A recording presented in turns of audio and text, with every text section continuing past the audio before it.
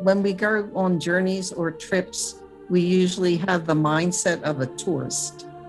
But in a pilgrimage, it's much more a call to a contemplative lifestyle on the journey. At the beginning of the spiritual exercises, Ignatius asked the pilgrims to go inside of the experience with an open heart, ready for God's presence. I truly believe in the God of surprises that is always just waiting in one bend of the way.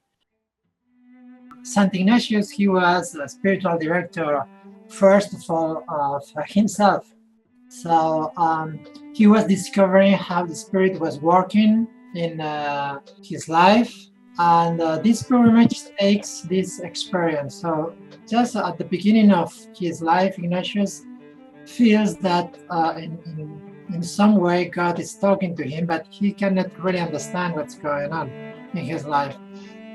I think there's an invitation to the depth of the story of Ignatius by journeying to the very spots where he encountered the sacred, where he went through an experience of conversion. And therefore, I think that the depth of the story becomes more real for the participants, for the pilgrim.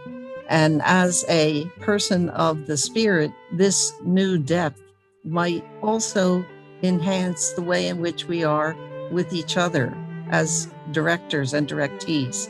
And so I think that there's an invitation to the depth of the mystery of the life of Ignatius through this pilgrimage and visiting the very spots where he encountered the holy.